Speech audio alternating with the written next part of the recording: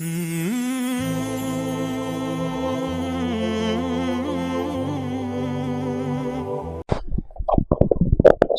علیکم۔ بسم اللہ الرحمن الرحیم، الصلاة والسلام علی رسولہ الکریم وعلی آلہ وصحبہ اجمعین، اما بعد۔ مولانا الیاس صاحب رحمۃ اللہ علیہ نے فرمایا کہ میں نے اللہ سے 3 دعائیں مانگی جو قبول ہوگی۔ ایک یہ کہ اس کام کی انتہا ہدایت پر ہوگی، اللہ اسی کو ہدایت عامہ تامہ کے لیے ذریعہ بنائے، کسی اور چیز میں لگے بغیر، کسی اور چیز کے اضافے کے بغیر۔ 1993-94 میں کچھ اختلاف ہوئے بڑوں میں، اور یہ شروع سے چلی آ رہی ہے بات، کوئی نئی نہیں۔ صحابہ کا جو اختلاف ہے اس کی ایک حکمت یہ ہے کہ ہمیں اختلاف کرنے کا بھی طریقہ ہے کہ اختلاف کرنا کیسے ہے۔ جو بہت سی حکم میں سے ایک حکمت یہ ہے کہ جو صحابہ میں اختلاف ہوا اور جنگ تک نوبت پہنچی، چونکہ آئندہ امت نے آپس میں اختلاف کرنا تھا، جو فساد تک بھی پہنچنا تھا، اور ان میں اختلاف نہ ہو یہ دعا قبول بھی نہیں ہوئی تھی۔ تو جب میرا کسی سے اختلاف ہوتے ہوتے لڑائی تک بھی چلا جائے تو اس میں مجھے کیا کرنا چاہیے؟ مثلا جب جمل کی جنگ میں حضرت علی کو فتح ہوا تو مفتوح پر غصہ بھی ہوتا ہے اور طاقت بھی حاصل ہو چکی ہوتی ہے، تو فاتح بے دریغ خون بہاتا ہے۔ تو آپ نے فرمایا کہ نہ کسی بھاگنے والے کو قتل کیا جائے، نہ اس کا پیچھا کیا جائے، اور نہ مال جو چھوڑ گئے ہیں اسے لوٹا جائے، نہ اسے مال غنیمت بنایا جائے۔ یہ کتنا بڑا درس ہے، کتنا بڑا سبق ہے یہ۔ جب 132 ہجری میں بنو عباس غالب آئے تو اختلاف میں کیا ہونا چاہیے اس کا بھی عمل موجود ہونا ضروری تھا، تاکہ تجاوز کرنے والوں پر حجت قائم کی جا سکے۔ تو یہ جو جنگیں ہیں صحابہ کی آپس میں، یہ ایک درس عظیم ہے، 2 قوتوں کے آپس میں۔ ان طائفتان من المؤمنین اقتتلوا، خود اس میں اشارہ ہے کہ یہ ہوتا رہے گا۔ تو علی بن عبداللہ جو تھا ابو جعفر کا چچا، اس نے جب دمشق فتح کیا تو بنو امیہ کی جو موجودہ نسل تھی اس کا جرم تو نہیں تھا بنو ہاشم کو قتل کرنا، وہ تو ذوف کے زمانے میں پکڑے گئے، انہوں نے معافی مانگی تو اس نے ان کو معاف کر دیا۔ پھر ایک شاعر آیا اور اس نے آ کر امام زید بن زین العابدین کے قتل کا واقعہ اشعار میں بیان کیا، جو ہشام کے زمانے میں شہید کیے گئے، پھر ان کی لاش کو سولی پہ لٹکایا گیا۔ تو یہ حضرت زین العابدین کے بیٹے ہیں، ان کی والدہ سندھی تھیں، سندھ کی لونڈیوں میں وہ آئی تھیں، اس سے وہ تھے۔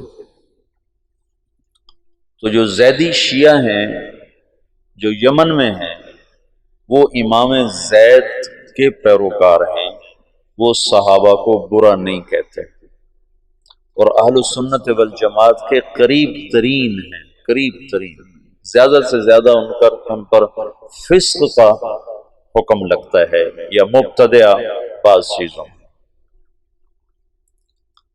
اس نے وہ واقعہ اشعار میں جو بیان کیا تو 50 نوجوان تھے بنو امیہ کے اس وقت علی بن عبداللہ کے دسترخوان پر مدعو، تو اس نے ایک دم ان کے قتل کا حکم دیا، پھر ان کی لاشوں کو جوڑ دیا، پھر اس کے اوپر دسترخوان بچھایا، پھر ان کی لاشوں پہ بیٹھ کے کھانا کھایا، اوروں کو بھی بٹھایا، خود بھی۔ نیچے ابھی کچھ مرے تھے، کچھ میں جان رمق واقعی تھی، وہ سسک رہے تھے، کراہ رہے تھے، اور وہ اوپر دسترخوان بچھا کے کھانا کھاتا رہا اپنے شرکاء کے ساتھ۔ حمص جب فتح کیا بنو عباس نے، تو ان کا جو سالار تھا جب وہ شہر میں داخل ہوا تو رات کو گھر گھر سے رونے کی آواز آ رہی تھی۔ اس نے کہا یہ کیسی آواز ہے؟ کہ جن کے افراد جنگ میں قتل ہوئے ان کے بچے بیویاں مائیں رو رہی ہیں، کہ ان کا رونا بھی بند کیا جائے۔ تو اس نے ہر گھر میں گھس کر اس کے سپاہیوں نے عورتوں کو بھی قتل کر دیا، بچوں کو بھی قتل کر دیا، ماؤں کو بھی قتل کر دیا، بیویوں کو بھی قتل کر دیا۔ اب یہ پکڑے جائیں گے کہ ان کو معلوم تھا کہ جب آپس کا اختلاف ہو تو کہاں تک تلوار چلتی ہے۔ حجت قائم کر دی گئی۔ یہ حجت نہ ہوتی تو پھر کوئی کتنا بھی دور جا سکتا تھا۔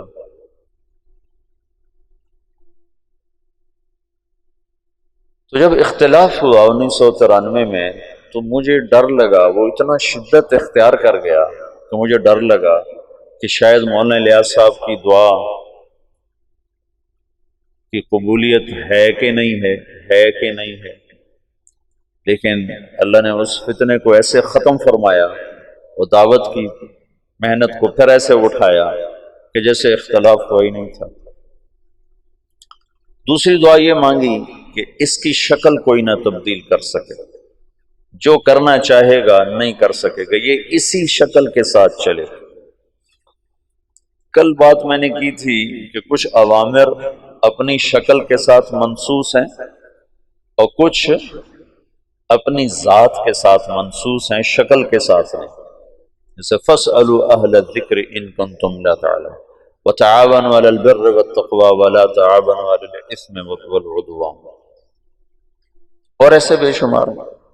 طلب العلم فریضۃ، کیسے کیا جائے شکل موجود نہیں۔ ویسے بھی جو لفظ سبیل ہے وہ الف نام کے بغیر ہے، فمن شاء اتخذ الی ربہ سبیلا، یہ قرآن میں 2 دفعہ ہے۔ ان هذه تذکرہ فمن شاء اتخذ الی ربہ سبیلا، ایک دفعہ سورہ مزمل میں ہے اور ایک دفعہ غالباً مدثر میں ہے، نہیں اس میں دہر میں، سورہ دہر میں۔ تو سبیل کا جو لفظ ہے یعنی وہ راستہ جو اللہ تک پہنچائے، یعنی وہ جہد۔ ویسے تو نماز، روزہ، حج، زکوٰۃ یہ اعمال ظاہر ہیں جن کے ذریعے سے آدمی اللہ کو پاتا ہے۔ محنت کا وہ طریقہ جس سے یہ اعمال زندگی میں آئیں اور اللہ کی پسندیدہ زندگی انسان اپنا لیں، وہ ایک نہیں ہے، کئی ہیں۔ فمن شاء اتخذ الی ربہ سبیلا، اگر اس پر ہوتا السبیلا تو پھر ایک ہی راستہ تھا، جب ہو گیا سبیلا تو راستے مختلف ہو گئے۔ جب میں نے 1999 میں یہ شروع کیا یہ طرز تعلیم، تو میرے ساتھیوں نے میرے اوپر بڑے اعتراض کیے کہ یہ سلف کے راستے سے ہٹ کر ہے۔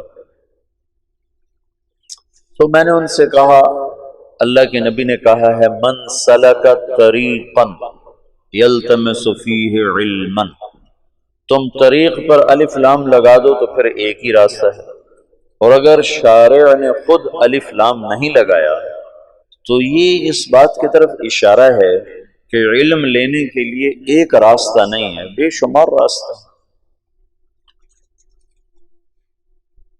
ہاں یہ شرط ہے کہ وہ علم تک پہنچائے، صحیح، یہ شرط ضروری ہے، کہیں اور لے کے چلا جائے تو پھر تو ہلاکت ہے، لیکن اگر وہ علم تک پہنچا رہا ہے تو وہ طریق کے عموم میں داخل ہے۔ من سلک طریقا فمن شاء اتخذ الی ربہ سبیلا، سبیل کا جو عموم ہے اس میں ہر وہ جہد جو اللہ سے ملا دے، قواعد شرعیہ سے ٹکراؤ نہ ہو، اصول دین سے ٹکراؤ نہ ہو، تو وہ سبیل کے عموم میں داخل ہے، عموم میں داخل ہے۔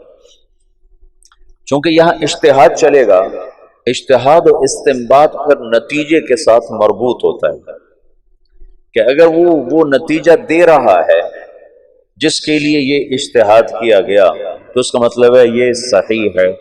چند دوائیں ہیں وہ ایک مریض کو کھلائی جاتی ہیں، ان میں سے ایک دوا جب نفع دیتی ہے تو از خود یہ بات متعین ہو جاتی ہے کہ یہی دوا اس کے لیے مفید اور انفع ہے۔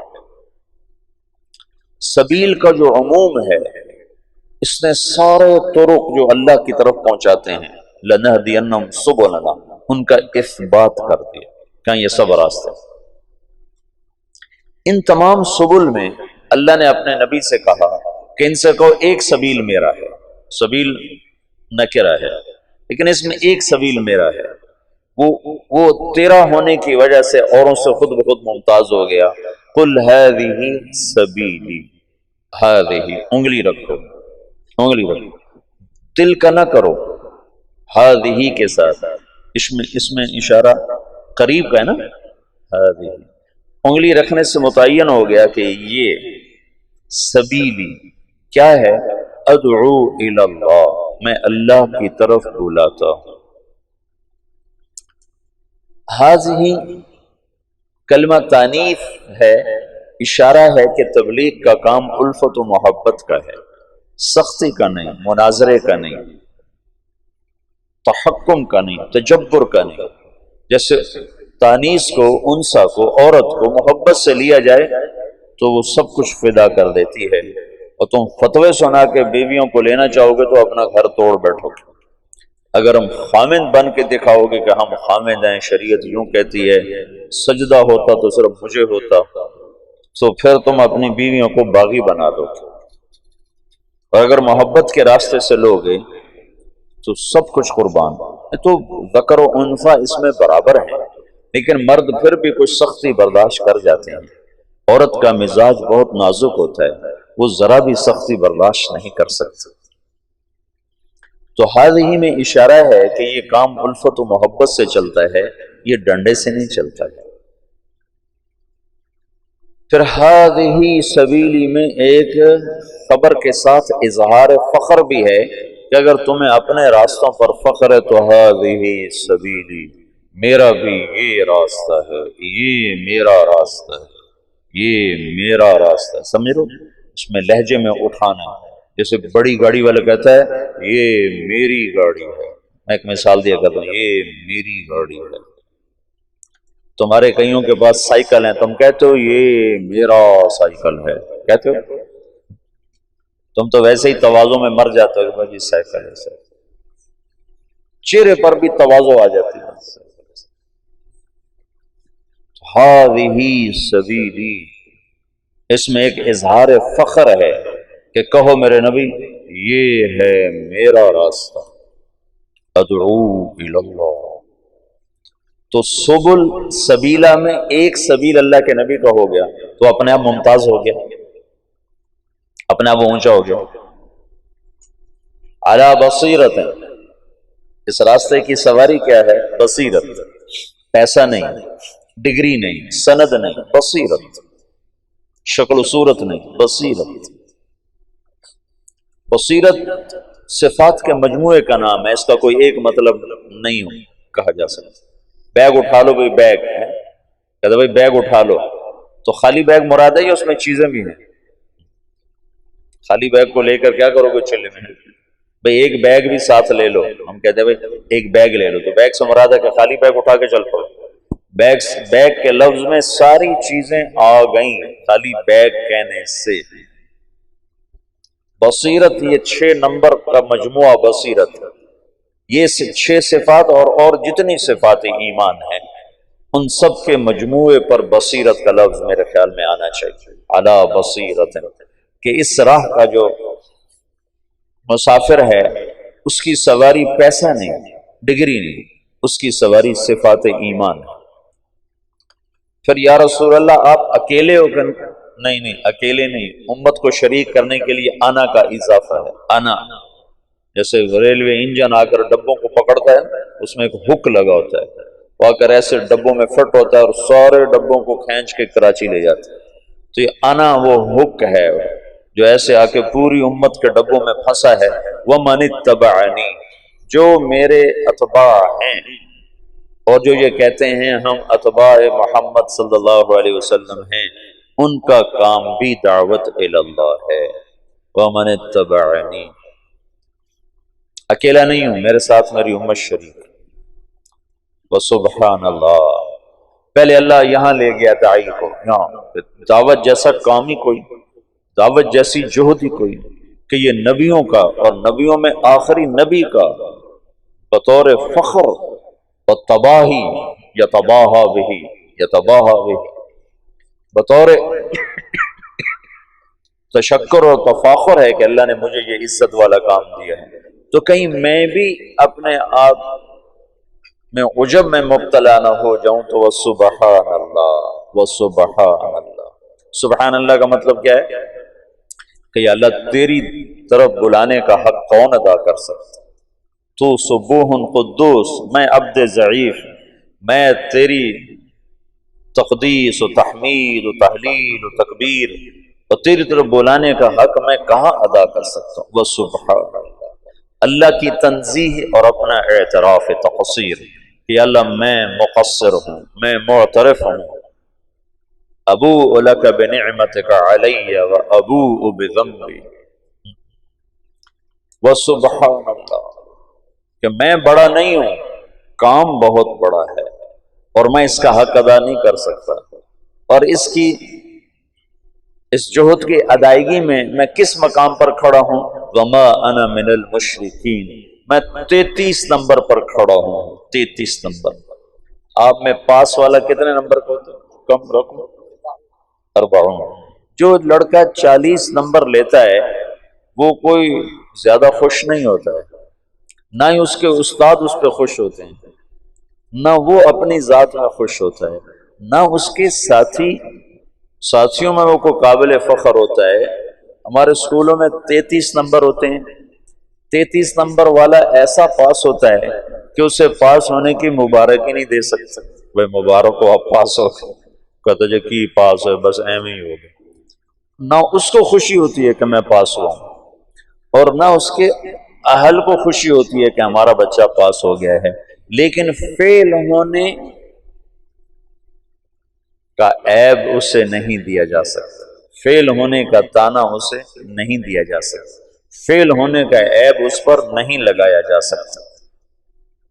تو وما انا من المشرکین میں کیا ہے کہ میرے پاس آخری درجہ ہے کہ میں شرک نہیں کرتا، میں شرک سے پاک ہوں، باقی میں مقصر ہی مقصر ہوں۔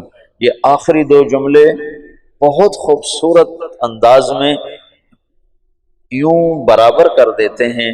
اوپر والا حصہ بہت اونچا تھا تو اس کو نیچے لانے میں اللہ نے دو جملوں کے ساتھ تم اپنی ہستی نہ بھولنا، اپنی حیثیت اوقات نہ بھولنا، تم تو یہ کہو وما انا من المشرکین کہ یا اللہ میرے پاس آخری درجہ ہے کہ میں شرک نہیں کرتا۔ ایک چودھری حاکم علی تھا چونیا کا، ہماری جماعت گئی چونیا، تو لوگوں نے کہا اگر چودھری حاکم کو تبلیغ کرو تو پھر ہم جانے تبلیغ کا کام کوئی کام ہے۔ چودھری حاکم وہاں کا بڑا ذمہ دار اور ڈاکو رکھے ہوئے، چور رکھے ہوئے، چوریاں کروانیاں، ڈاکے ڈلوانے، زمینوں پہ قبضے، جائیدادوں پہ قبضے، ایسا جماعت بھیجی، انہوں نے پتہ نہیں کیا اس سے بات کی، وہ تیار ہو کے آ گیا، 6 فٹ سے زیادہ اس کا قد اور یہاں اس کا جسم، اور بڑی بڑی مونچھیں، کھلا کرتا، کھلا تہمد اس نے پہنا ہوا، تو مسجد میں اس کو لے کر آئے۔ تو مغرب کے بعد بیان تھا، تو مغرب سے پہلے وہ آیا، تو ایک طرف ہو کر میں اس کے ساتھ بیٹھا، تھوڑی اس سے بات شروع۔ میری بات سننے کے بعد غالباً اس کو کوئی ندامت ہوئی دل میں، تو وہ مجھ سے کہنے لگا مولوی صاحب وما انا من المشرکین، اس کو ایک واقعہ سے مزید واضح کرنے کی کوشش کر رہا ہوں۔ تو بڑے افسوس کے ساتھ کہنے لگا مولوی صاحب ایک میں شرک کوئی نہیں کیتا، باقی ہر عیب کر چھڑے، باقی ہر عیب کر چھڑے، ایک شرک کوئی نہیں کیتا، کوئی ساڑی بھی بخشش ہے، کوئی ساڑھی بھی بخشش ہے۔ وما انا من المشرکین کی جو کیفیت میں ہوتا ہے وہ متواضع ہوتا ہے، وہ جھکا ہوا ہوتا ہے، وہ پسا ہوا ہوتا ہے، وہ فخر نہیں کرتا ہے۔ تو سبل بے شمار، سبیل عام ہے، صرف اتنی شرط ہے اصول دین، اصول شریعت سے ٹکراؤ نہ ہو اور وہ اللہ تک پہنچائے، تو وہ سبیل کے عموم میں داخل ہے۔ ان میں ایک سبیل اللہ کے نبی کا ہے، ہذہ سبیلی ادعو الی اللہ، میں اللہ کی طرف بلاتا ہوں، میں اللہ کی طرف بلاتا ہوں۔ تو اب کیسے بلایا جائے یہ متعین نہیں تھا، کیسے بلایا جائے؟ ادعو الی ربک انک علی ھدی مستقیم، ادعو الی سبیل ربک انک لعلی ھدی مستقیم، ادعو الی ربک، ادعو الی سبیل ربک بالحکمت والموعظۃ الحسنۃ وجادلھم باللتی ہی احسن۔ کیسے کیا جائے؟ تو اللہ تعالیٰ نے مولانا الیاس صاحب پر ایک راستہ کھولا، ایک ترتیب کھولی، پھر اس کا نفع لوگوں نے دیکھا اور تاحال دیکھا اور مسلسل دیکھا۔ تو جب کوئی مؤسس کوئی چیز کو تاسیس کرتا ہے تو جانے کے بعد اس میں کانٹ چھانٹ ہونا شروع ہو جاتی ہے، اس میں بہت سی تبدیلی آ جاتی ہے۔ تو مولانا الیاس صاحب کو یہ ڈر تھا کہ اس میں کوئی مجتہد نہ آ جائے، مجتہد نہ آ جائے، تو ایک دعا یہ مانگی کہ یا اللہ اس میں کوئی تبدیلی نہ کر سکے۔ تو یہ دعا قبول ہوئی اور کہا کہ اس میں جو تبدیلی کرنا چاہے گا ہو نہیں سکے، ہو نہیں سکے۔ سب سے پہلے اس کی کوشش ہوئی مولانا یوسف صاحب کے، مولانا الیاس صاحب کے انتقال کے ساتھ ہی مولانا علی میاں رحمۃ اللہ علیہ جیسے علم کے پہاڑ، مولانا منظور نعمانی صاحب رحمۃ اللہ علیہ جیسے علم کے پہاڑ، دونوں حضرات کی میں نے زیارت کی ہے اور اللہ گواہ ہے جتنے بڑے وہ علم میں تھے اتنے ہی بڑے وہ تواضع میں تھے، ان کے چہرے پر ہی تواضع تھی۔ عجب، جس نے حضرت رائے پوری کی صحبت اٹھائی ہے اس کے اندر تواضع ایک وصف خاص بن کے ابھرا ہے۔ جب میں نے مولانا علی میاں کو دیکھا تو میں حیران ہو گیا، میں نے کہا یہ آدمی ہے جس کی دھوم سارے عالم میں مچی ہوئی۔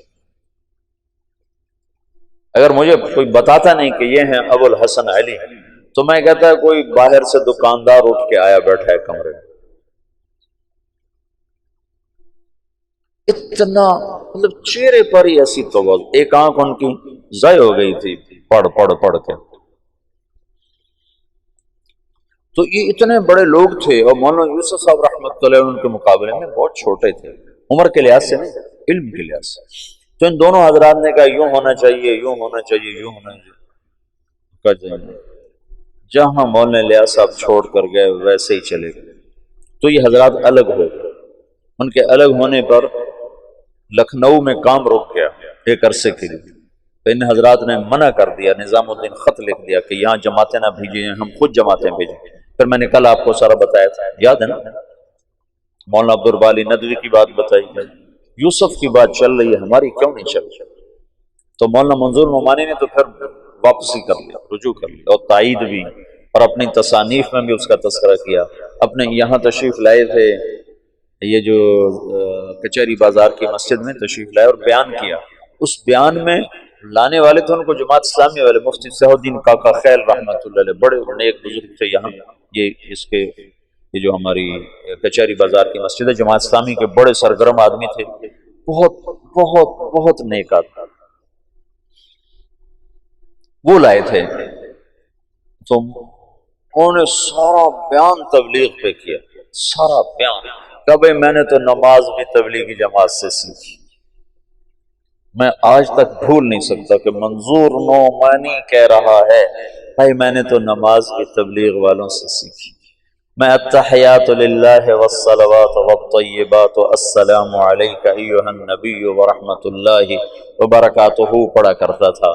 تو ہمارا مذاکرہ ہو رہا تھا نماز کا، تو ایک ان پڑھ میواتی بیٹھا ہوا تھا، اس نے سنا تو اس نے مجھے کہا مولوی صاحب یوں نہیں پڑھتے، یوں پڑھتے ہیں التحیات للہ والصلوات والطیبات السلام علیک ایھا النبی ورحمۃ اللہ وبرکاتہ۔ مولوی صاحب ناراض نہ ہونا، یہ الف نہیں پڑھا جاتا جب اس کو اکٹھا پڑھتے ہیں، ہاں جب یہاں ٹھہر جاؤ تو پھر السلام علیکم پڑھتے ہیں، لیکن اگر اکٹھا پڑھیں تو الف نہیں پڑھا جاتا۔ کہا بھائی میں نے تو نماز بھی تبلیغ والوں سے سیکھی۔ کہہ سکتے ہو تم تو بھی مولوی بھی نہیں، ویسے علامہ تو تم بنے ہوئے ہو، ہم علماء ہیں، ہم علماء ہیں۔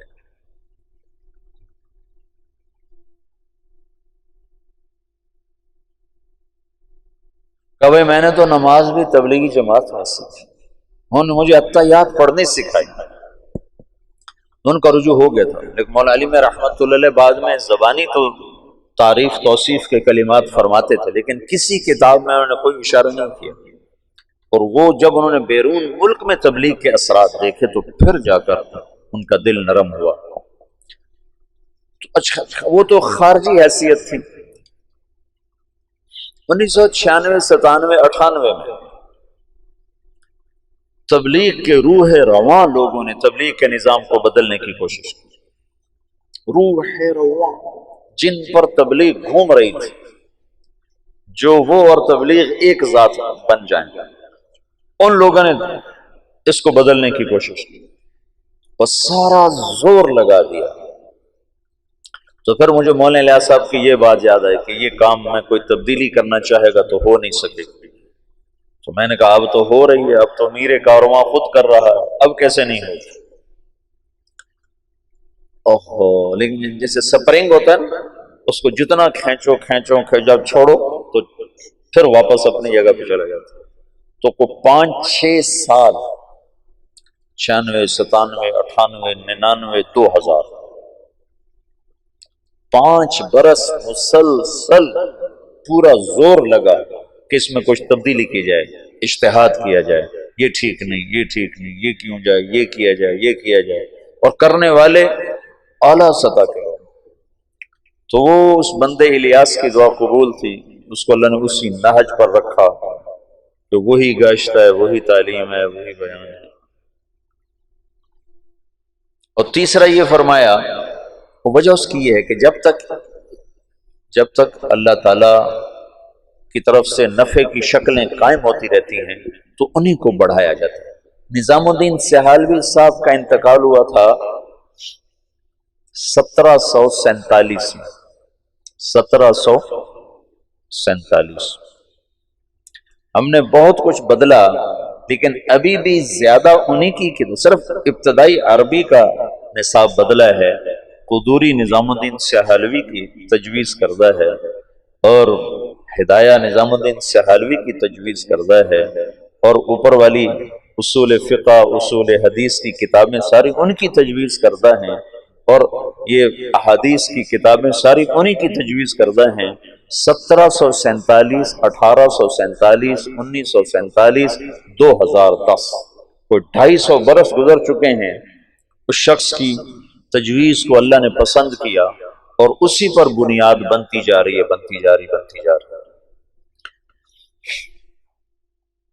تو جب تک کوئی چیز نفع پہنچا رہی ہوتی ہے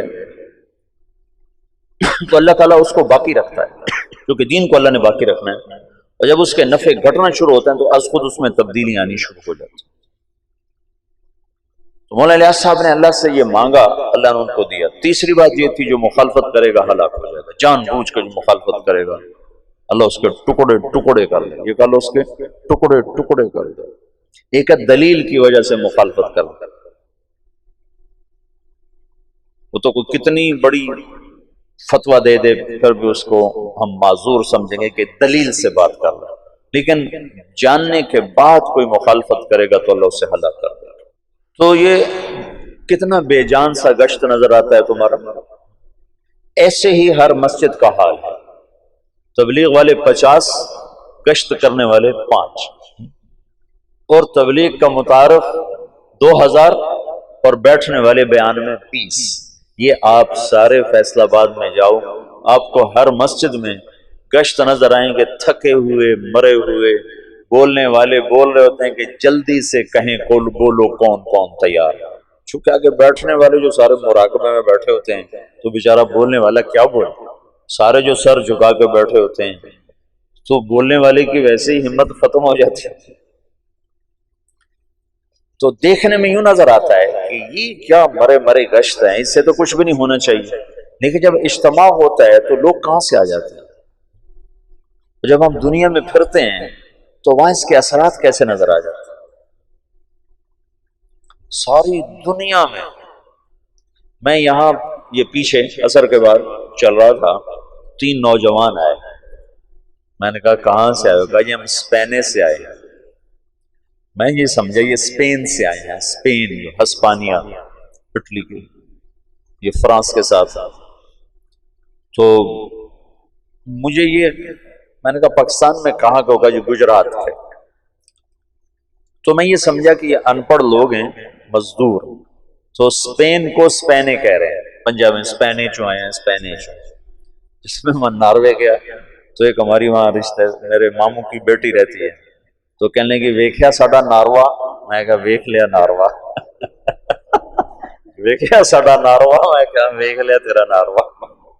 میں کہا یہ ان پڑھ ہیں تو یہ اسپین کو اسپینے کہہ رہے ہیں، لیکن پھر مجھے خیال ہے، میں نے کہا بھائی کہاں سے آئے ہو؟ کہا جی اسپینے سے آئے ہیں۔ پھر ان کا اسپینے سے، پھر مجھے شرم آئی کہ میں ان کو ٹوکوں، پتہ نہیں یہ غلط کہ میں غلط۔ میں نے تیسری دفعہ کہا، میں نے کہا کہاں سے آئے ہو؟ تو وہ سمجھ گئے کہ ان کو پتہ نہیں چل رہا۔ تو کہنے لگے مولانا صاحب اسپینے ایک جزیرہ ہے جو جاپان سے بھی اوپر ہے، جاپان کے اوپر، امریکہ کے تابع، ہم وہاں سے آئے ہیں، وہاں سے جاپان سے 3 گھنٹے کی فلائٹ ہے۔ تو میں نے کہا ادھر کدھر آ گئے، میرے پاس کیسے آ گئے؟ کہا جی آپ کی کیسٹیں وہاں بھی چل رہی ہیں۔ ادھر کیسے چلے؟ کہا ادھر تبلیغ کا کام ہو رہا ہے۔ میں نے کہا وہاں کون پہنچ گیا؟ پاکستان سے۔ تو میں آج پہلی دفعہ اسپینے کا نام سن رہا ہوں۔ کہا جی آسٹریلیا سے جماعتیں پہنچی وہاں چلے چلے، چونکہ آسٹریلیا وہاں سے قریب ہو جاتا ہے، آسٹریلیا سے وہ جزیرہ کوئی 4 گھنٹے کا جہاز بن جاتا ہے۔ کہا جی آسٹریلیا سے جماعتیں ہمارے پاس آئیں، ہماری ساری راتیں کلب میں گزرتی تھیں، ناچ گانے میں گزرتی تھیں، اور وہاں بہت بڑی جامع مسجد ہے اور اس میں کوئی 1 لاکھ کی آبادی ہے، 10-15 ہزار مسلمان ہیں۔ اب ان کی راتیں کلب کی بجائے مسجد میں گزرتی، اور ہمارے امام صاحب ہیں بنگالی، وہ کہیں سے آپ کی کیسٹیں لائے تھے جب بنگلہ دیش گئے تھے، تو اس کے بعد سے آپ کی کیسٹیں وہاں بہت چل رہی ہیں، اور آس پاس جتنے جزیرے ہیں سب میں تبلیغ کا کام ہو رہا ہے۔ اب بتاؤ کوئی مدرسہ یہاں تک پہنچ سکتا ہے؟ کوئی خانقاہ یہاں تک پہنچ سکتی؟ اور دیکھنے میں یہی گشت تمہیں نظر آ رہے ہیں، تم بادیوں نظر میں دیکھو گے تو کہو گے یہ کیا ہے۔ خود اپنے آپ کو بھی کئی دفعہ خیال آتا ہے، لیکن جو چیز اللہ کے ہاں قبول ہو جاتی ہے اس کے اثرات بارش کے قطروں کی طرح آہستہ آہستہ آہستہ پڑتے رہتے ہیں اور بات آگے چلتی رہتی ہے۔ تو سارے عالم کے انسانوں تک اللہ تعالیٰ نے اپنے پیغام کو پہنچانے کی ایک شکل قائم فرما دی۔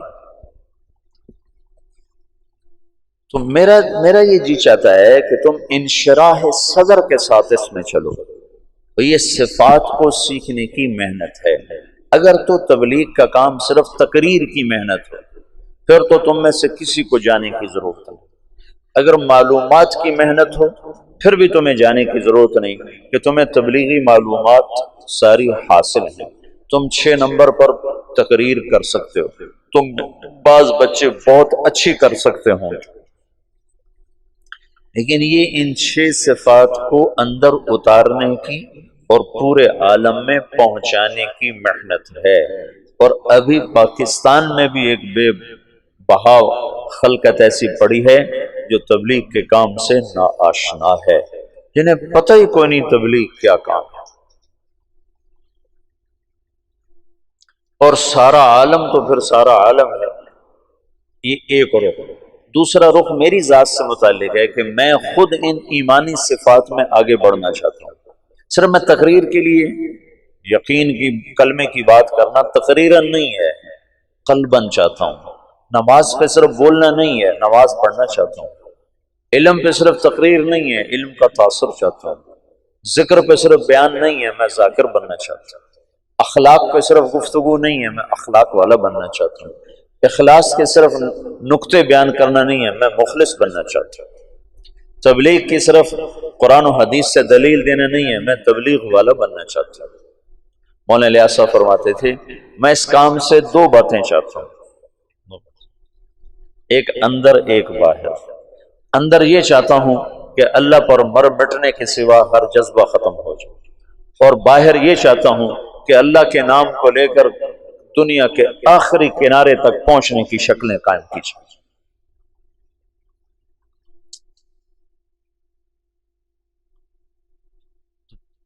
تو کلمے کا جو یقین ہے یہ تو ہم مدرسے میں نہیں پڑھاتے، ہم تو کلمے کی لغوی چیز آپ کو بتاتے۔ تمہارے استاد شیخ رمزی فرما رہے تھے کہ ان کے استاد صاحب نے لفظ اللہ پہ 1 مہینہ تقریر کی دارالعلوم میں، 1 مہینہ۔ یہ مشتق ہے کہ جامد ہے کہ پتہ نہیں الف لام کون سا ہے، اور یہ ولیہ سے ہے علیہ سے ہے، تو مدرسے میں تو یہ بتایا جائے گا، لیکن اللہ دل میں حرارت پیدا کرے یہ مدرسہ نہیں بتا سکتا، نہ یہ مدرسے کی زبان ہے کہ وہ تمہیں ایسے اللہ بتائے کہ دل دماغ تمہارا ہل کے رہ جائے اور پر ہو جائے اس کی محبت سے۔ تبلیغ اللہ کی محبت تک پہنچنے کے لیے پہلے نمبر کی دعوت سکھاتی ہے۔ پہلا نمبر بولو،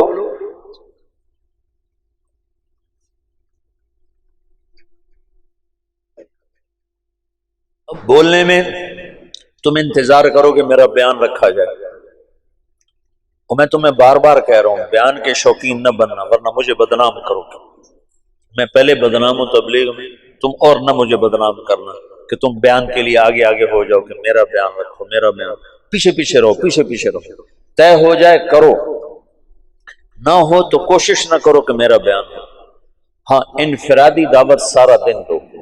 یہ ابھی آخری سال کے بچوں کو میں بتا رہا ہوں کہ جب میری شادی ہوئی تو اس کے بعد رائے منڈ جانا مجھے لگے جیسے میں تھانے پہنچ گیا، دل ہی نہ لگے، اتنی وحشت ہو۔ گھر چھوڑنے کی وحشت میری ختم ہو گئی تھی جب میں 11 سال کا تھا، تو میرے ماں باپ نے مجھے لاہور داخل کرا دیا، تو وہ 2-3 سال میں روتا رہا گھر کی یاد میں، پھر میرا دل سخت ہو گیا، نہ ماں یاد آتی، نہ باپ یاد آتا، نہ گھر یاد آتا۔ لیکن جب شادی ہوئی تو پھر دوبارہ گھر یاد آنے لگا، بیوی یاد آنے لگی۔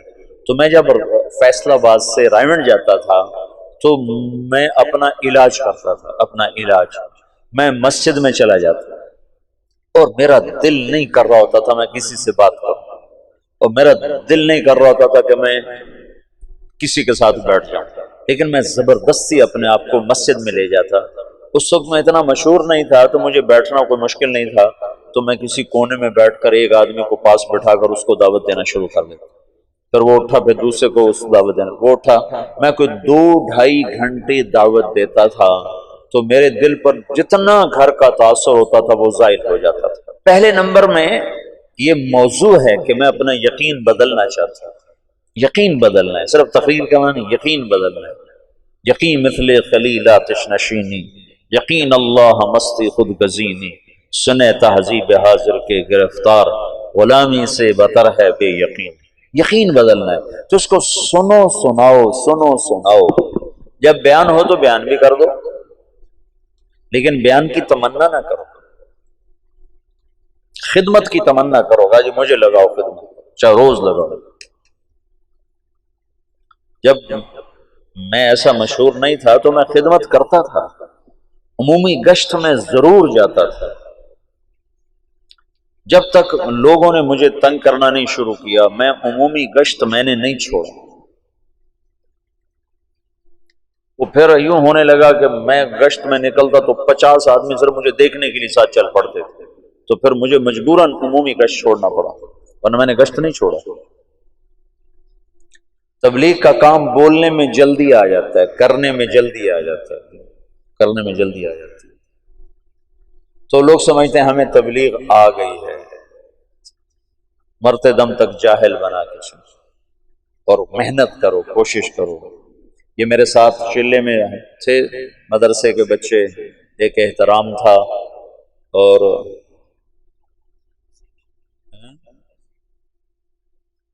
اور کون تھا، نہیں میرے چلے میں جب میں نے چلے لگا، کچھ تلمبے کے تھے، تلمبا جو مدرسہ ہے اس کے تھے، تو ہم گئے پاک پتن میں آج تک کبھی کوئی نقد آدمی لے کر نہیں آیا، اور ہم وہاں سے 70 آدمی چلے کے لے کر آئے، تو سارے رائمنڈ والے حیران پریشان ہو گئے، انہیں خیال ہے کہ شاید وہ جھوٹ بول کہ اتنا مبالغہ کر رہا کہ نقد سال والے اور نقد چلے والے، 3 چلے والے۔ تو یہ سارے نوجوان، وہ 2 لڑکے طلباء کے تھے، ایک یہ احترام تھا یہاں کا، یہ رات 2 بجے تک گشتیں کرتے رہتے تھے، اور کبھی ایسا بھی ہوا کہ عشاء کے بعد گئے اور فجر کی نماز پہ واپس آئے۔ بیانوں سے نہیں، لوگ 70 تیار ہوئے چلنے کے لیے، یہ گشتوں سے تیار ہو۔ تو بڑی خوشی ہوئی کہ ایسی جان مارنے والے موجود ہیں جن کی محنت سے، تمہاری محنت سے ایک آدمی بھی ہدایت پہ آ جاتا ہے تو ہمارے لیے کافی۔